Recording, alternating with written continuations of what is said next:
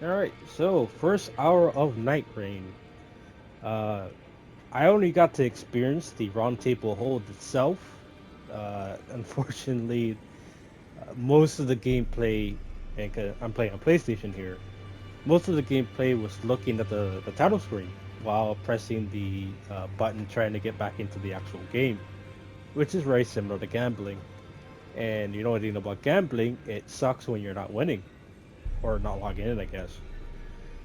So PlayStation blocks the ability for you to actually see what I'm seeing, like on the network test. I try to go and I'll open a stream to go and show the very few of you guys that are around. Nothing. I can just talk, but you guys can't see anything, and that's pretty lame. So, to the best of my ability, I'm just gonna explain the little bits I've seen. So, when you pop in, you pop directly in the round table hold, and you start with the Night Dude. He has the ability to parry, his little shield, and he has a sword. The controls are more or less the same as Elden Ring. If you played this game, you know the controls for that game. There was a couple of different buttons. For instance, we're able to do the epic crouching for stealth, right? In that game, there is no stealth button. However, if you tap forward, which the L stick here, left stick, you could do kind of like a super sprint. You can also like somewhat climb walls, which is I wish that was in this game. Know how many times that would have been useful in a game like this, but yeah. The round table hold looked different too. So first of all, the lighting was different. Uh, we look up there, we see like little candles and other details I never bothered to see. But like in Night Rain, uh, the ceiling was broken up and daylight was pouring in.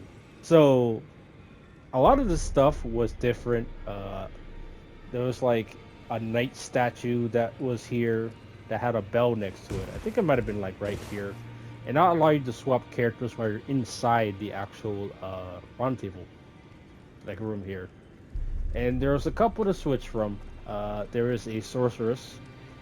There's the knight guy you start with, of course. There was the paladin dude. He's like a bird man. Uh, and there's this girl that looks like she's from Liza Pie. And you could actually go around and talk to them. Now, they didn't say anything too interesting. Just generic things like, I'm ready to fight. Or something like that. So when you're actually exploring the round table hold, this room right here, I don't remember her being here. This thing was definitely not here. This throne was in here. This room was like farther back, and then this led to a hole outside. And then you could go outside, and outside was like this. Uh, There's like two other areas, from what I remember. There was a cliff that went up, and I tried. No, sorry, let me go back a bit. When you looked around, there was just a bunch of water around the round table hold. When you're outside the game, you see the map. You saw this nice up top view of the round table hold. Um, so I tried jumping in the water to see you could swim, and after falling 30 feet down into the water, I can confirm you cannot swim. And that was the only place I could die. Right where she wasn't here, this statue wasn't here, and this thing wasn't here. Instead, there was like a uh, table altar thing for like relics. And I haven't figured out what relics did because when you actually access the round table hold here, or like the table of the round table hold, that allowed you to start the matchmaking. However, it didn't work even a single time so far. And I'm still waiting for it to hopefully work. When you try to go in, you had like two options. You had the option to like start the match, which was like triclops or trop or something like that. I forget what the word was. And the other option was for passwords. You can set a password, Very similar to the multiplayer password you see on the right of the screen. Multiplayer, and you can even set a group password, which even had the description of showing messages. I'm pretty sure, which is pretty funny because there's no messages from what I saw in Nightregin. Equipment was much smaller, much smaller, a lot less slots. There's only like 2,000 slots, so it wasn't any armor. There was only like a couple slots for weapons and shields and items as well. Speaking about items and weapons and everything else, you actually didn't start with nothing except for like the default thing your character was holding. And uh, as for attacks, the attacks are very similar. There are a couple attacks and animations that don't actually like they're like unique to Night Rain. For the most part, weapons still work the same. From what I experienced with the Night Guy, at least, the weapons work the same as they did in this game. And on top of that, like Night Rain has like a couple of the weapons, like a decent amount of the weapons from this game, not all of them.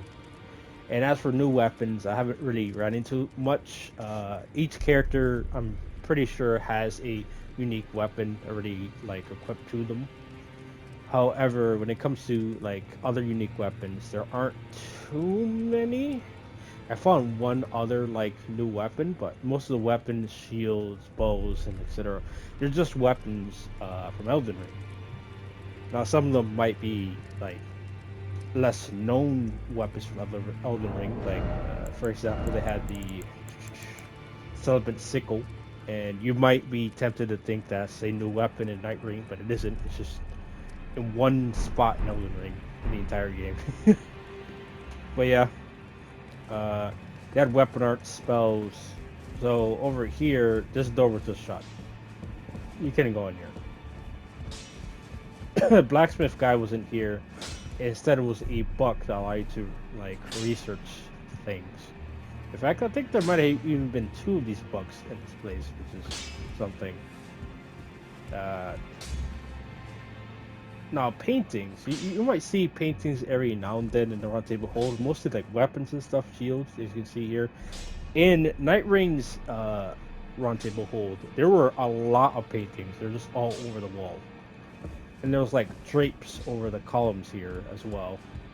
Um, that door in the back there was not open. There was a chest like right here. And I'm not sure what it did. It didn't open, and I couldn't interact with it, so it's not much. Down here was almost nothing. Like, there was arcs that kind of went from like here to here, and are covered by rocks, and there was like grass down here, and that's about it. Over here, there was a lot. There was like a platform that led up a bit. It had something on top of it, I think. Over here, around the husks weren't here, but the night guy, if you swapped like another character, he'd be sitting here on top of something. This room was open and it had like beds in it. I don't remember having like these bookshelves at all, but it had beds, and I'm not sure why this room was even open. There was no purpose to it, but not only was it open, it was a different room. Gideon's room was here too.